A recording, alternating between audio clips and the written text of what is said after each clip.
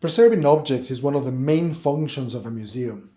In the case of the musical instrument collection of the University of Edinburgh, that is mainly the responsibility of the conservator, me.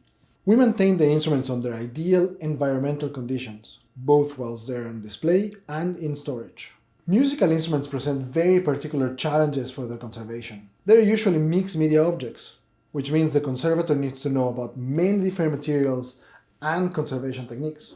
John Coster, a respected colleague, conservator, once said, "The musical instrument conservator needs to know everything about everything." Obviously, that's impossible, but I do try to keep myself constantly learning. It is also my duty to make sure I know my limits, and to approach other specialists for advice to carry out treatments that are out of my expertise. Another challenge is their nature as functional objects. Contrary to most museum objects, musical instruments are what we consider dynamic objects. That means we often maintain their functionality to fulfill their primary function, to produce sound.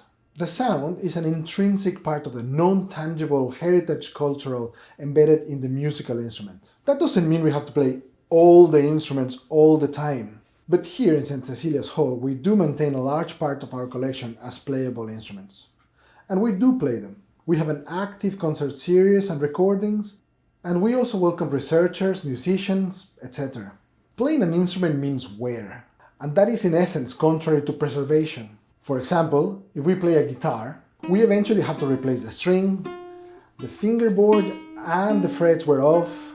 We need to maintain the tuning, and that causes friction on the pegs and tension applied to the structure of the instrument. Then the hands and arms of the musician rub off the varnish and the wood of the soundboard, etc. Of course, the effects of playing for a short period are not noticeable or evident. But from the museum perspective, we are responsible for the safekeeping of these objects for future generations. We need to think in the accumulative consequences of playing for hundreds of years.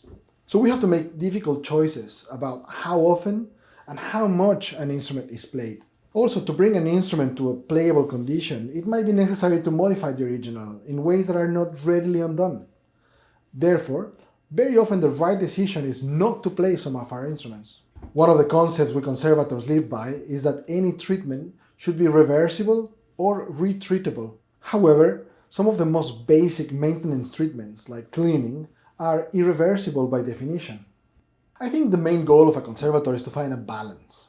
Fortunately, all these decisions about playing or not playing are not exclusively my responsibility.